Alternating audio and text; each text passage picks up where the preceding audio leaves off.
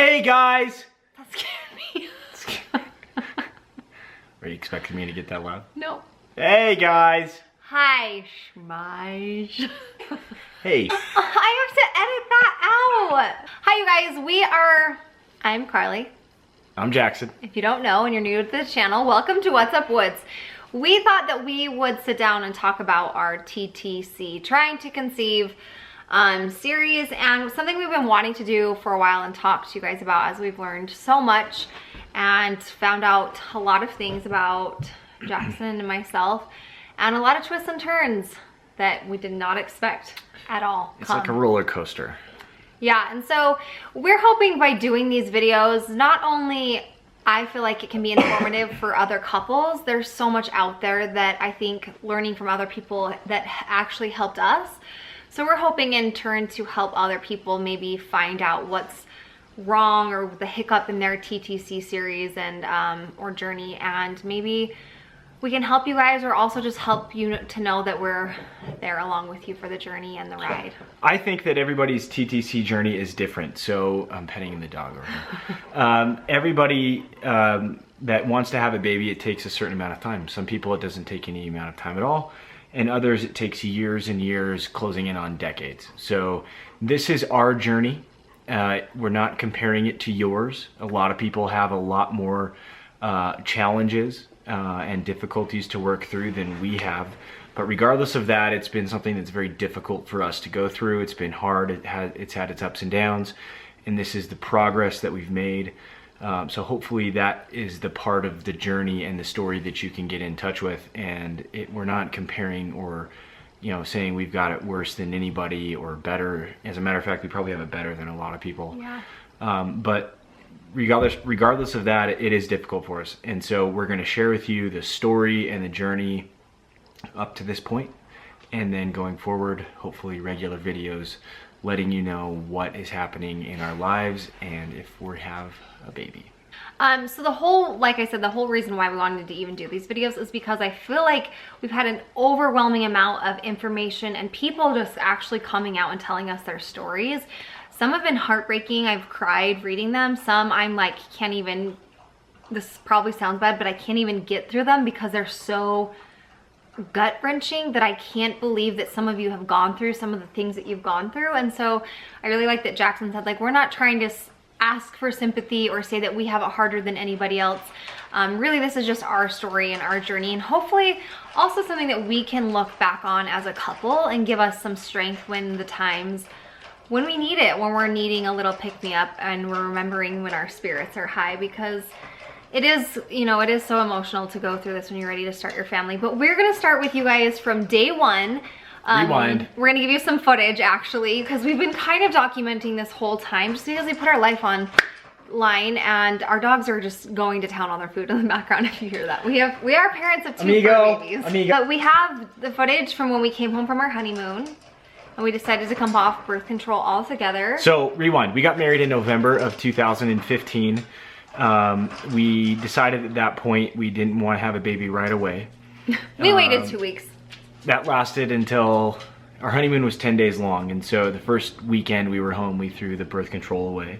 Which we did that because it would have been like fairy tale-ish to think that we'd get pregnant right off the bat, but we both knew I've been on birth control for maybe 4 months before we got married, so we thought, you know, we'll come off of it now. There's no way we can get pregnant. It works right its way away through your system, but the reason that we did that was because we did want to have a baby. We talked about it, and a lot of people gave us flack for that. But this is where our story is our story, and your opinion is your opinion. But we talked about it, and we decided, you know, what's left in our life, what haven't we done? We've both, you know, the common thing is we want to travel. We've both traveled the world. We need established careers. You have to be financially able to have a kid, and I think that that's true. And we are in that position. We both work very hard every day. And you have to have the feeling in your heart, in your gut, that it's something that you want to do. And so we sat down and we came to the conclusion. Our family supported us. All of our friends that we know very closely supported us. And so that began our journey. And this is where it got interesting. Right. So I guess I had assumed that I was healthy and could have a baby because I had had Cooper. I thought, well, maybe, you know, it's something that's gonna take some time because it's been 8 years since I've had Cooper. He'll be 9 this November. So when after a couple months of not getting pregnant, Jackson was always really level-headed and scientifical. He's like, you know, well, it takes a certain amount of time for the birth control to get out of your system. Awesome word, scientifical. Is that a word? No. Oh, okay. No, Sorry. but it should be. Pretend it is. It should be a word. That's a great word. Scientifical. Be a great mother someday. Children, let's be scientifical today. That's a fantastic Scientifically, okay, so what's the word then? Scientifical? Scientific. Educated. I was scientific about it. Yeah. I just tried to be logical because That's it's so the word. emotional. But when two individuals are as healthy as they can possibly be, the highest chance you have of getting pregnant on the best day, the money day, is about 30%. Some say it goes as high as 35%, but 1 in 3 odds about.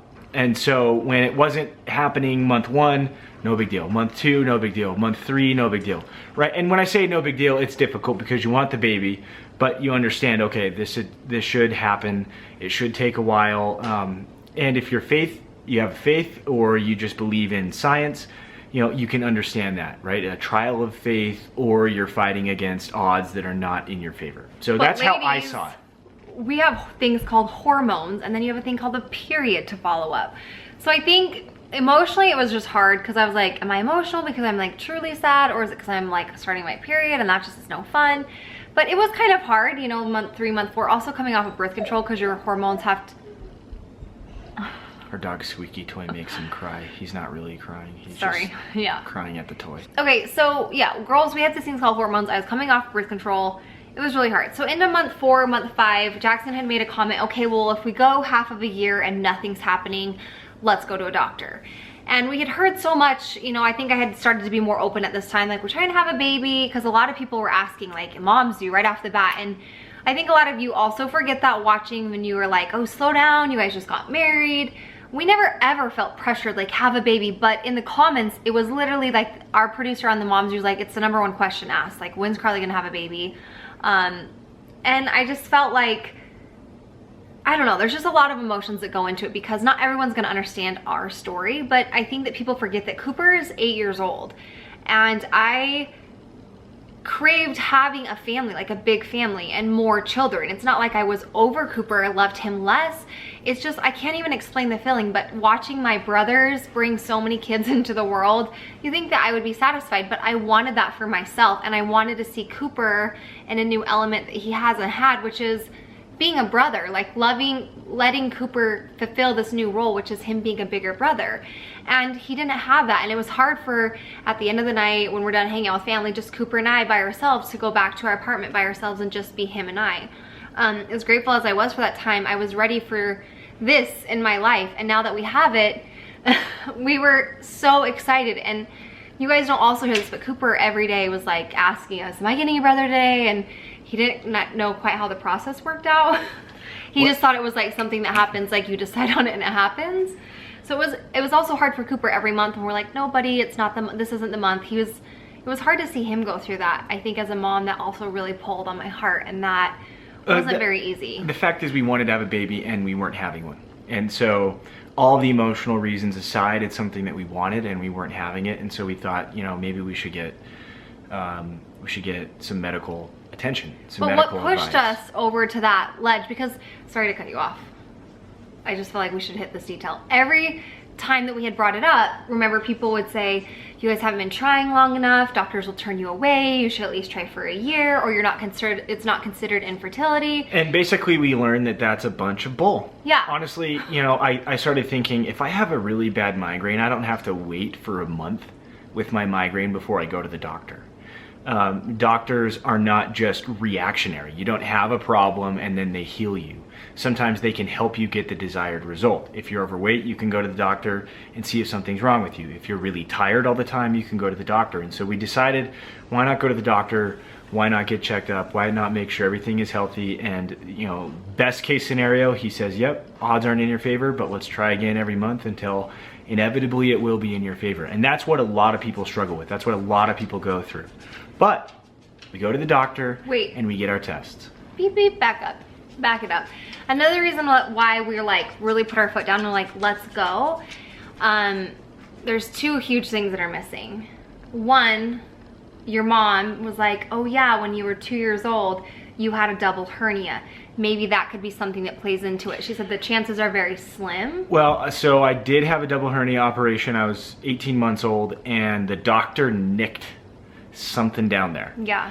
And so my mom realized we were trying to have a baby, and so she told us, hey, you might want to get checked out. This is right when we were deciding if we should go to the doctor or if we should just wait. And so that kind of, that was kind of the crucible that led us to make the decision. Yeah. I didn't want something to be wrong and us kind of just be trying and waiting for no reason without making any real progress. But then, so we decided we were gonna go, but then I found out I was actually pregnant. And we were like so excited. It was out of nowhere. 4 tests in a row, Took positive. 4 tests because I just didn't believe it. I was like, what?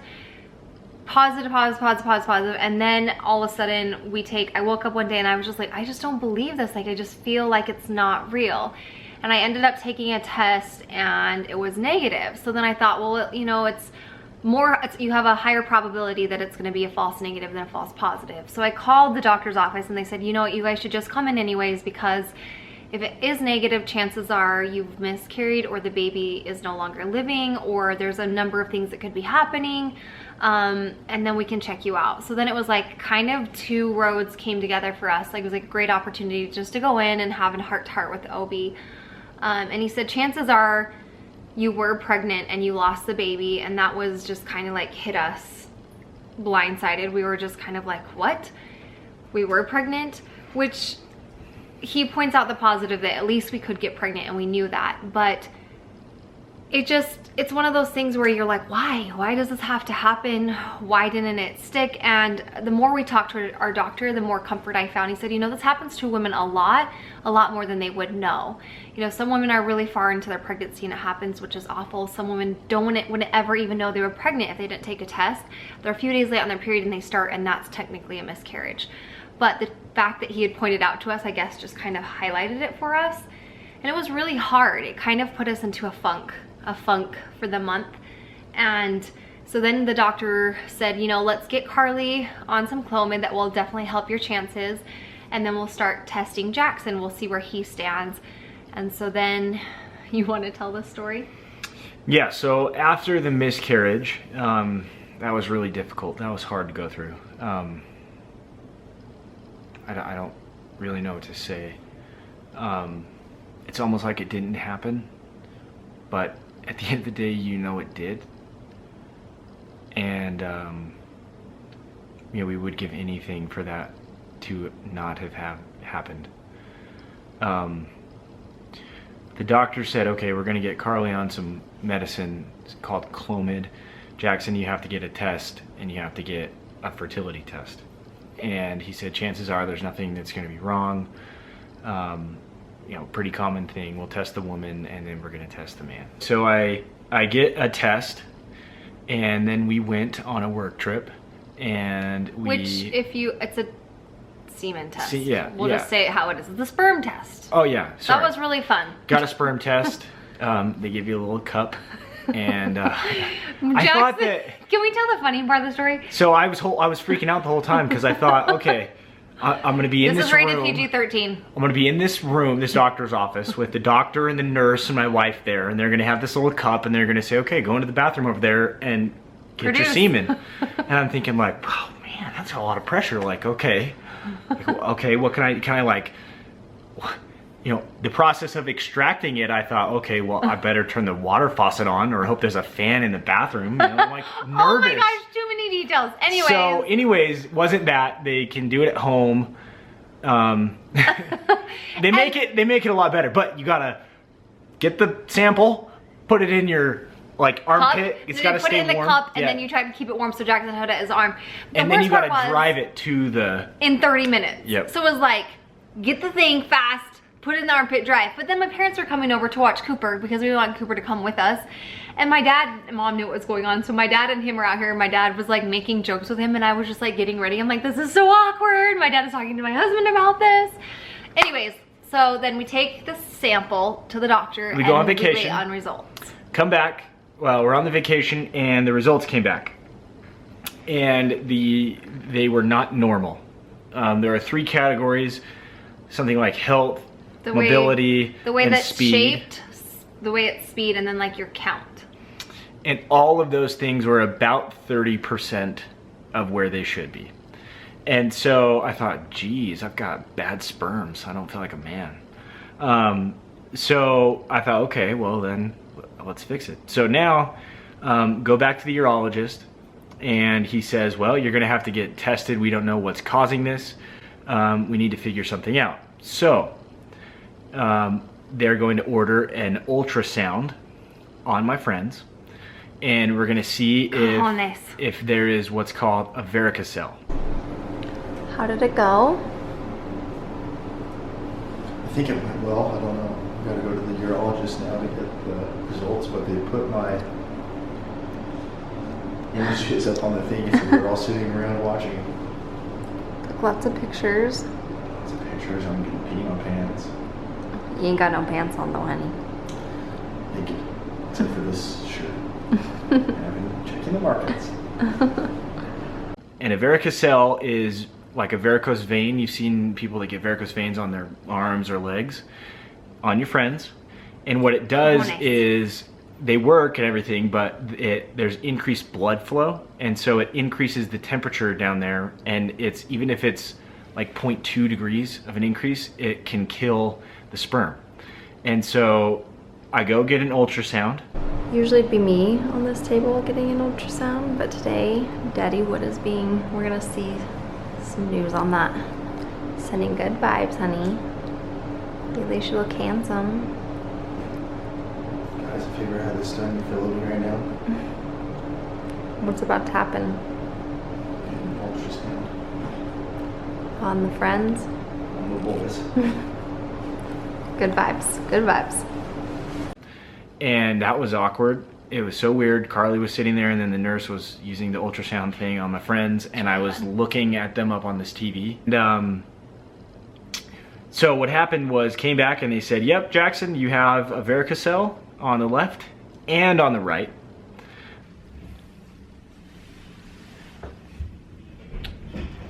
We just wait and wait and wait in the doctor's office for that door to open, that magical moment. Huh? Mm-hmm. You're tired as I am. Couldn't they like get like a Google Hangout going while I'm getting the ultrasound? The doctor's like, oh yeah, there we go. Like right away have the answer. Oh, I thought you meant with the world. I'm like, you want the world to have a Google Hangout while you get your checked? No. The doctor and the Smart. radiologist. Like they all can just be in the same room at the same time. Like, oh, scoot the little wand a little bit over to the left. The little wand. Squeeze some more gel on there. That's funny. I think I have a varicocele, which is Varicocele? whatever the heck it is, varicose vein, on my friends. And what that happens is the blood will pool down there and warm up the sperms. Let's just call it what it is, and it hurts them, it kills them. Kills because the count. the temperature rises. So it's either that or I gotta stick an ice pack down my pants every day. One of the two. I'm gonna buy some ice underwear. Yep, I'm gonna put icy hot all over myself every day. They were concerned about the one on the right because that's not very common. So by this time I'm kind of freaking out, and it was difficult because we had been so worried about what was going on with the baby, but now it was like, okay, am I healthy? And they think that it could be tied to something that's wrong with my kidney. So now they think there's something that could be wrong with my kidney. They said the chances of that are low, but you need to get a CT scan on your kidney. So they gave you new pants. They didn't like your pants. Yeah, this is the medical key you earn for medical jujitsu. They're scrubbed. Are they comfortable? Yeah, they are. You look handsome in blue. How does it match my shirt? Not very good. Just looks like really light jeans. Okay, here we go. Good luck. Thanks. To make sure, and then we can narrow it down even further.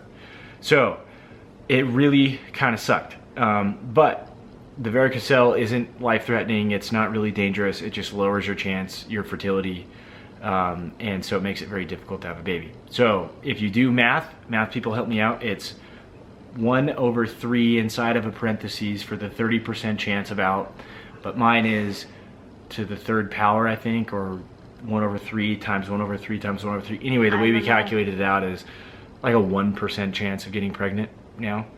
And